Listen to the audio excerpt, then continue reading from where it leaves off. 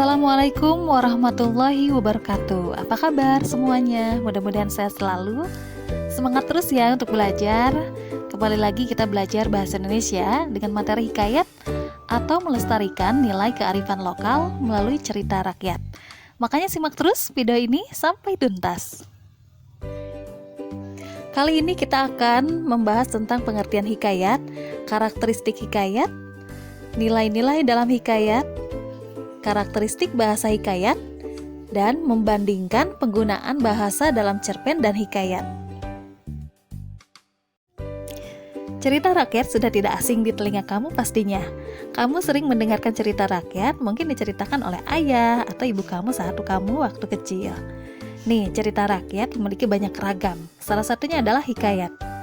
Hikayat merupakan cerita Melayu klasik yang menonjolkan unsur penceritaan berciri kemustahilan dan kesaktian tokoh-tokohnya.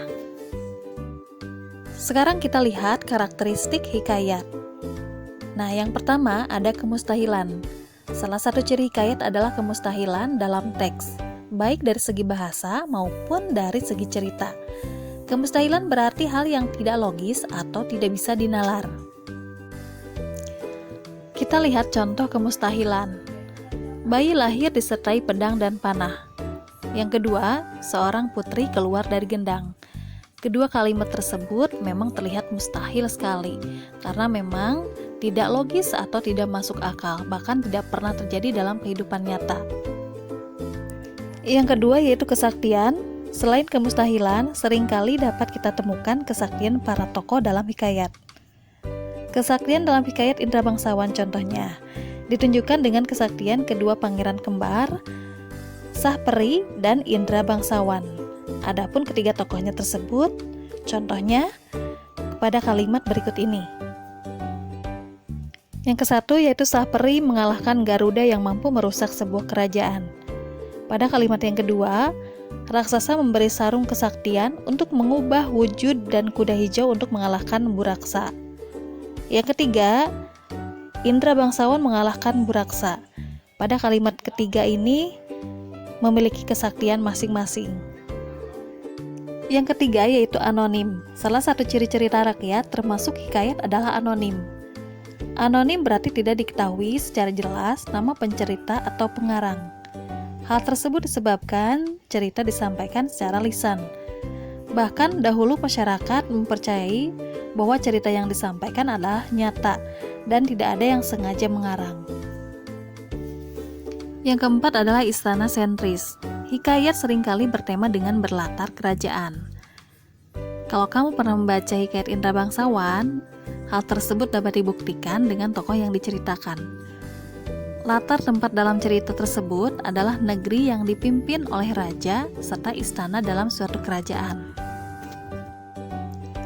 Yang kelima yaitu alur berbingkai atau disebut juga dengan cerita berbingkai, yaitu di dalam cerita ada cerita lain, atau cerita berbingkai sering diartikan sebagai cerita di dalam cerita.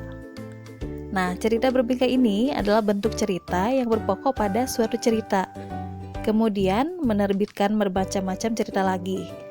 Cerita yang menjadi pokok itu dianggap sebagai bingkainya. Biasanya, sisipan cerita dalam suatu cerita terjadi melalui tokoh cerita. Tokoh cerita itu bercerita pula untuk membuktikan kebenaran kata-katanya pada cerita pokok. Di dalam cerita sisipan itu mungkin ada cerita sisipan lagi, sehingga pada akhirnya cerita itu menjadi panjang dan luas. Nah, sekarang kita lihat nilai-nilai dalam hikayat. Yang pertama ada nilai agama. Nilai agama adalah hal yang bisa dijadikan pelajaran yang berkaitan dengan ajaran agama. Berikut ini kita lihat contoh nilai agama. Ini diambil dari hikayat Indra Bangsawan. Pada suatu hari, ia pun menyuruh orang membaca doa kunut dan sedekah kepada fakir dan miskin. Nah, di sana berkaitan dengan keagamaan. Berarti ini termasuk nilai agama. Yang kedua yaitu nilai sosial. Nilai sosial adalah nilai yang dipetik dari interaksi-interaksi dengan tokoh-tokoh yang ada di dalam hikayat, dengan tokoh lain, lingkungan, dan masyarakat sekitar tokoh. Kita lihat berikut ini adalah contoh nilai sosial. Si kembar menolak dengan mengatakan bahwa dia adalah hamba yang hina. tetapi Tuan Putri menerimanya dengan senang hati. Nah, di sana mempunyai konsep nilai, yaitu tidak melihat perbedaan status sosial. Yang ketiga adalah nilai budaya. Nilai budaya adalah nilai-nilai yang berkenaan dengan nilai-nilai kebiasaan, tradisi, adat istiadat yang berlaku. Kita lihat contoh nilai budaya, diambil dari kutipan Hikayat Indra Bangsawan. Adapun Raja Kabir itu takluk kepada Buraksa dan akan menyerahkan putrinya, Putri Kemalasari sebagai upeti. Kalau tiada demikian, negeri itu akan dibinasakan oleh Buraksa.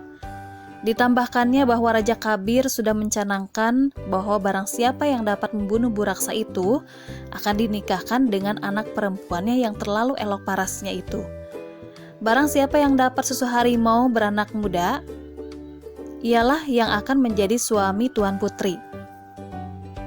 Nah, di sana mempunyai konsep mencari jodoh putrinya dengan cara mengadakan sayembara atau semacam perlombaan untuk menunjukkan yang terkuat dan terhebat. Kalau zaman-zaman dulu atau zaman-zaman kerajaan, biasanya diadakan sayembara-sayembara yang memang sudah menjadi adat istiadat atau kebiasaan orang-orang di zamannya. Ya, biasanya untuk mencari pasangan, mencari jodoh gitu ya. Dan ini masuknya berarti ke nilai budaya. Yang keempat adalah nilai moral. Nilai moral adalah nilai-nilai yang terkandung di dalam cerita dan berkaitan dengan akhlak atau etika yang berlaku di dalam masyarakat. Nilai moral bisa menjadi suatu nilai baik maupun nilai buruk. Kita lihat contoh dari nilai moral. Di sini diambil lagi dari kutipan Hikayat Indra Bangsawan. Hatta datanglah ke 9 orang anak raja meminta susu kambing yang disangkanya susu harimau beranak muda itu. Di sini mempunyai konsep, yaitu tidak mau bekerja keras untuk mendapatkan sesuatu. Yang kelima adalah nilai edukasi atau pendidikan. Merupakan nilai pendidikan dan ditanamkan dengan melalui hikayat, misalnya nasihat untuk mencari ilmu. Kita lihat contoh berikut ini. Ada contoh edukasi atau pendidikan, diambil dari kutipan Hikayat Indra Bangsawan. Maka anak-anak Baginda yang 2 orang itu pun sampailah usia 7 tahun dan dititahkan pergi mengaji kepada Mu'alim Sufyan. Sesudah tahu mengaji, mereka dititah pula mengaji kitab usul, fikih, hingga sorob, tafsir sekaliannya dan diketahuinya. Nah, di sini konsep nilainya yaitu kewajiban belajar ilmu agama sejak usia kecil. Sekarang kita lihat karakteristik bahasa hikayat. Hikayat disajikan dengan menggunakan bahasa Melayu klasik. Ciri bahasa yang dominan dalam hikayat adalah banyak penggunaan konjungsi pada setiap awal kalimat dan penggunaan kata arkais. Yang pertama yaitu penggunaan konjungsi atau kata penghubung.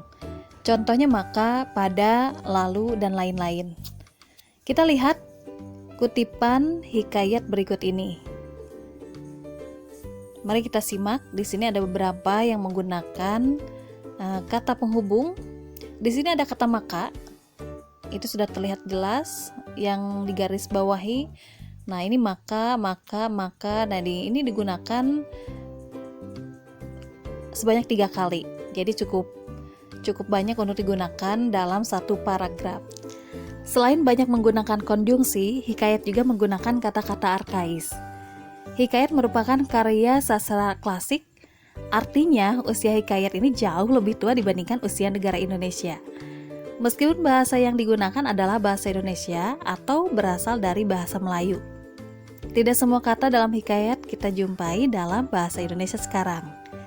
Di sini ada pengertiannya. Kata arkais adalah kata-kata yang sudah jarang digunakan atau bahkan sudah asing. Contohnya yaitu upeti, artinya uang atau emas. Kemudian ada kata titah, artinya perintah, dan ada kata hatta, artinya lalu atau setelah itu. Sekarang kita akan membandingkan penggunaan bahasa dalam cerpen dan hikayat. Di sini ada persamaan keduanya, yaitu yang pertama sama-sama menggunakan teks narasi, kemudian juga mempunyai unsur intrinsik yang sama, dan keduanya menggunakan gaya bahasa atau majas dan konjungsi. Majas yang sering digunakan dalam cerpen dan hikayat yang pertama adalah majas antonomasia, yaitu majas yang menyebutkan seorang berdasarkan ciri atau sifatnya yang menonjol. Contohnya, si miskin itu terlihat lelah. Kalimat yang kedua, aku bisa melihat si cantik lagi. Nah, kata si miskin dan kata si cantik adalah kata yang menyebutkan seseorang berdasarkan ciri atau sifatnya yang menonjol. Yang kedua yaitu majas simile, adalah majas yang membandingkan suatu hal dengan hal lainnya menggunakan kata penghubung atau kata pembanding. Contohnya seperti laksana, bak, bagaikan.